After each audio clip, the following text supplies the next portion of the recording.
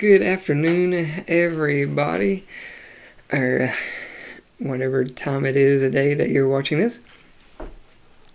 I know I've been out for a little while, just been extremely busy with everything.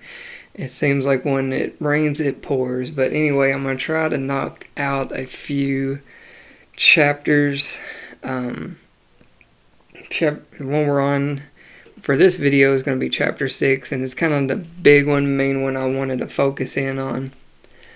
So it might be one of my longer ones, but I'm going to try to knock out a handful of these this afternoon and get them scheduled to be posted for the next couple of Sundays and Wednesdays. And so as they post on their day, I can maybe get some stuff done. And so while I got free time, I'm going to try to get a few of these knocked out. But this is the main one. When it comes to tribulation, a lot of your pre-tribbers will focus in on chapter 4 and then use the argument of the lack of the mention of church. And so for me, being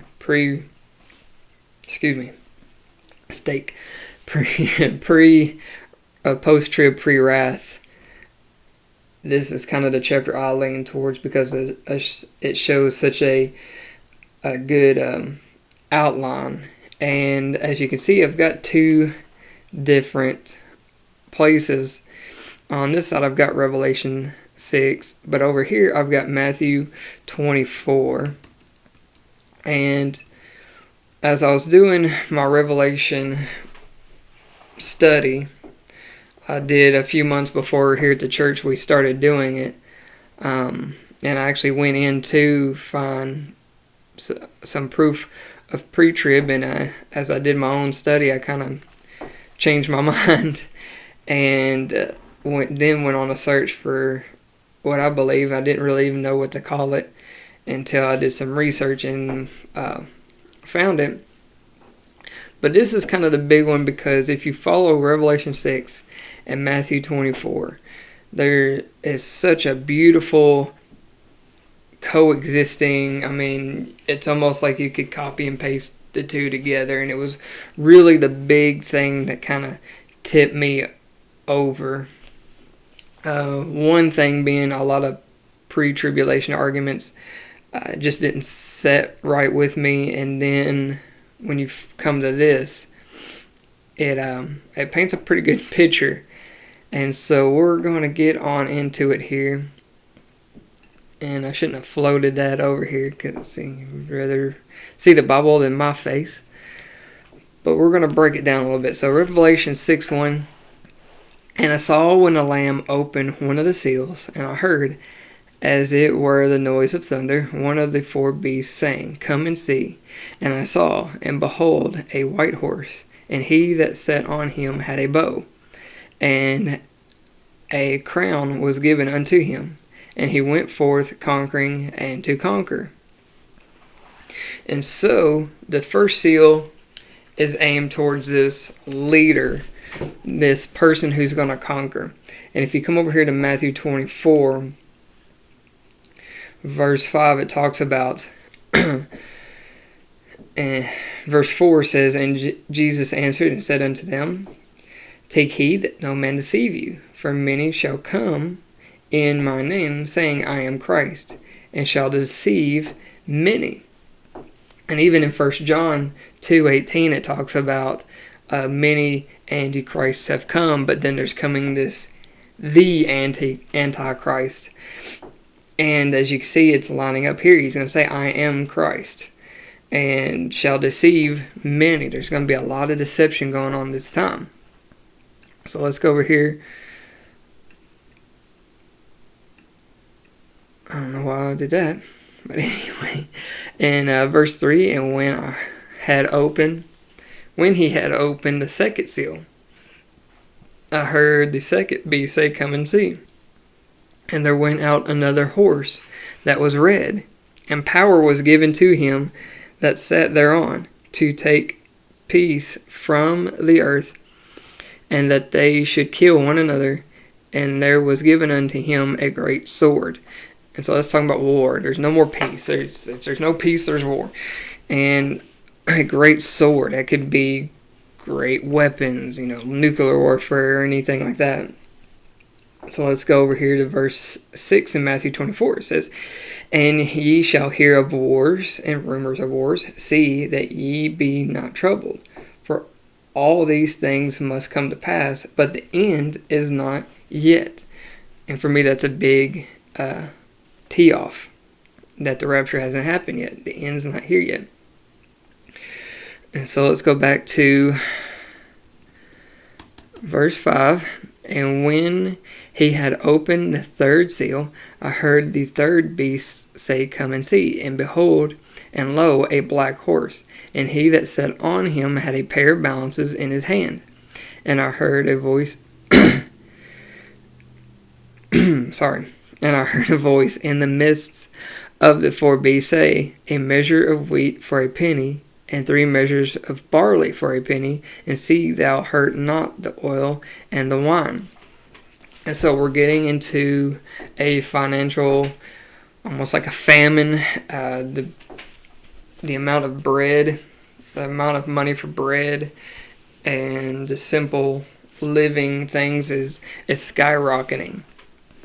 And that's what would happen during a war. If you have great war, I mean, look at Germany in World War II. I mean, the price of bread was, I don't know how many marks it was, but it was high. And war does that thing with inflation. And here you have it again. And over in Matthew 24, verse 7, says, For nation shall rise against nation, and kingdom against kingdom. And there shall be famines and pestilences and earthquakes in diverse places. So you have the famines. Well, I mean, that's what the price of driving everything is going to cause is famines. So you're going to have sicknesses. And then you get into earthquakes in different places. One argument I'm not too strong on, but I mean, if you have the amount of weapons we have nowadays, so World War III, I mean, it might cause some seismic opportunities in the earth and cause earthquakes. But then right here in verse 8 it says this weird thing. It says, All these are the beginning of sorrows. So let's go to the 4th seal.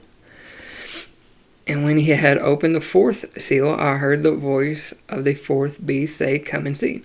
And I looked, and behold, a pale horse, and his name that sat on him was Death, and hell followed with him. And power was given unto them over the 4th part of the earth, to kill with sword, and with hunger, and with death, and with the beasts of the earth.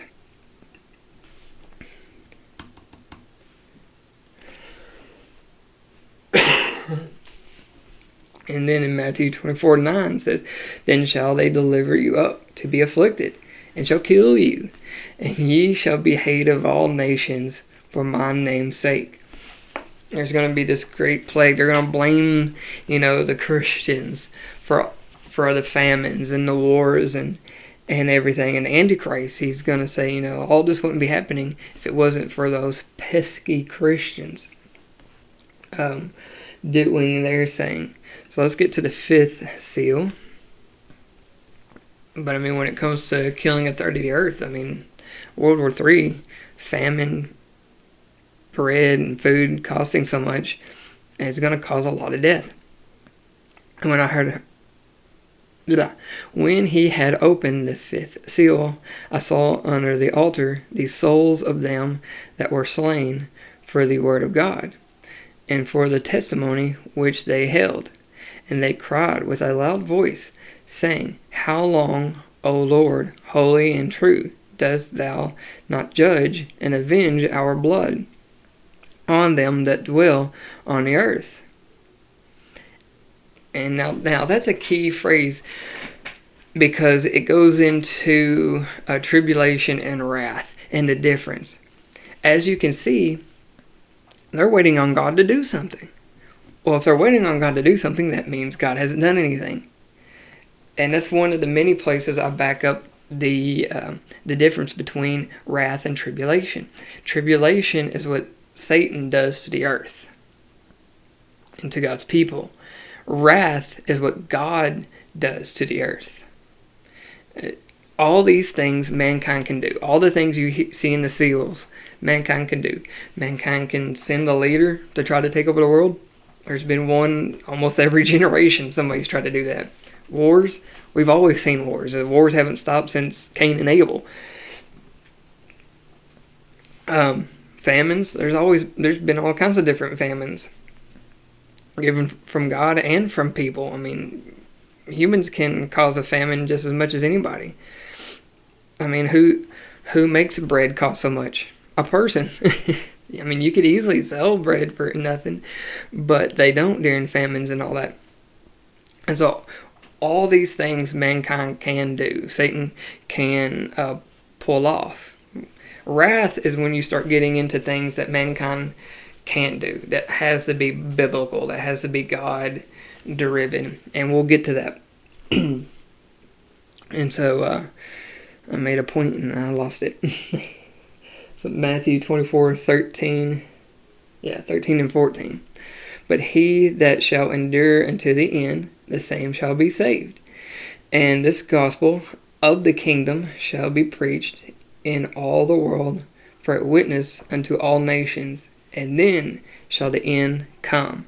Now, that's interesting. Let's go back to the fifth seal, where I stopped at verse 11. And white robes were given unto every one of them, and it was said unto them that they should rest yet for a little season, until their fellow servants also, and their brethren that should be killed as they were, should be fulfilled. So we're waiting on this fulfilled promise, just like we read in 13:14. And so now we get to the sixth seal. And I beheld when he had opened the sixth seal, and lo, there was a great earthquake, and the sun became black as sackcloth of hair, and the moon became as blood, and the stars of heaven fell unto the earth, even as a fig tree casteth her untimely figs, when she is shaken of a mighty wind. And the heaven departed as a scroll when it is rolled together, and every mountain and island were moved out of their places. And the kings of the earth, and the great men, and the rich men, and the chief captains, and the mighty men, and every bondman, and every free man, let me move me out of the way, and it said to the mountains and rocks, fall on us, and hide us from the face of him that sitteth on the throne, and from the wrath of the Lamb. For the great day of his wrath is come, and who shall be able to stand? So now you have wrath. This is the point of wrath. Everything else was tribulation, which mankind can do. But now we're getting to the point of wrath. So if you scroll down Matthew 24:29, you kind of get a review of tribulation. Behold, I have told you before. Kind of goes over tribulation again. And then you get to 29, where it says, immediately after the tribulation of those days shall the sun be darkened, and the moon shall not give her light, and the stars shall fall from heaven, and the powers of the heaven shall be shaken. So, there's lots of different places. I don't make my entire theory or belief based on one thing. There's a whole series of stuff. That's why we're getting into a whole chapter by chapter breakdown. But that's kind of the main thing. Yep. All theories and all points have to have a crux. And for the belief of post-trib, pre-wrath, that would be the crux. We're looking for that point where the sun and the moon go dark. And when you read it from Matthew 24 and Revelation 6, it lines up so perfectly. You get all 6 seals painted in a picture, written down differently. Slightly differently, but I mean, it makes a great picture. And then you get to this point where the sun and the moon go dark. So what happens when the sun and the moon go dark? It says, there shall, and then shall appear the sign of the Son of Man in heaven. And then shall all the tribes of the earth mourn, and they shall see the Son of Man coming in the clouds of heaven with power and great glory. And he shall send his angels with a great sound of a trumpet, and they shall gather together his elect from the four winds, from one end of the heaven to the other. So now you have this gathering. Well, that's the rapture, is the gathering. You see, a lot of people say, well, he's coming back on a white horse. Well, no, the rapture is actually a point where we're meeting Jesus. It's kind of halfway through. In Acts, the book of Acts, it talks about where he leaves on a cloud. Well, we just read about a pale horse. A lot of people want to say, well, the cloud is symbology for a pale horse. But John knew what a pale horse was. He wrote about it. One of the four horsemen is a pale horse. So they know the difference between a pale horse and a cloud. They're not using symbology there. And so you have this meeting of the faithful and Jesus coming down halfway through in the cloud. Now later he comes back where he physically lands on earth on a white horse. And so it's almost a 1.5 second coming. There's halfway through where you meet him, the elect meet him in the skies. That's the rapture. And then later you have the second coming where Jesus physically on a white horse physically lands on the earth at the Mount of Olives and to take over for the millennial reign. And that's the big difference. That's the key difference. These are not the same event of him coming back on a cloud and on a white horse. Those are two different events, and he even talks about it right here. And you don't have to use symbology because John knows what a pale horse is. We just read about a pale horse at the beginning of this chapter. And so now you have tribulation that the church goes through. And we talked about it in one of the verses. I'd have to go back and look again now, but it talks about you'll be persecuted. Well, the reason that the church probably isn't mentioned after chapter 4 is because there's probably not much of a church. First, let's look at what's going on right here. First off, you have the Antichrist blaming Christianity for everything. So the churches probably lose their tax exemption. That's going to get rid of a few churches. You have a lot of people who are, I hate to say it and I hope it's not true, but I mean, once things start getting hard to be a Christian, you think many people are going to be Christians? I mean, people walk away from Christianity for all kinds of silly reasons nowadays. Think about when it gets really, really hard. And like what China and Iran are dealing with right now. And so you're going to have people leaving the faith. That's probably around the time where you have the great falling away because of deception and just weak spirituality, a weak relationship with Christ. And then you have all these physical things that humanity can do. The tribulation is something mankind can do. Wrath is something mankind can't. Only God can cause, these creatures to come out and attack the way they do, and then we'll get to it in chapter 7 later on. But all these other things is hard. Even if mankind can do it, like weather, we could probably help create. It's not like we can say we want an F5 tornado.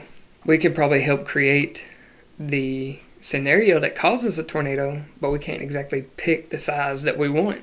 And so God can send all these plagues that are so specific that mankind can't do, and that's the difference. But anyway, that's it for Revelation 6. That's kind of the big one. We'll get to the seventh seal and the wrath coming up a little bit, and which this one will be posted tonight on Sunday. Chapter 7 will be scheduled to post Wednesday, but I'm going to go ahead and do that video, so if it looks like I'm wearing the same clothes and everything's the same, it's because it is, because I'm doing it all in the same day. But I hope this helped. I know it's kind of real quick and thrown out there. Not exactly done the way I'd extremely like to do it, but just with everything going on right now, I'm just trying to push them out. But if you have any comments on them, things you want to help point out, that's great. If you have a counter argument, that's perfectly fine. Like I said in past videos, I'm not really doing this in an argumentative way. Just putting a chapter by chapter study. But hopefully that helped. Hopefully that makes sense. And I'll see you in Revelation 7. So thanks. God bless.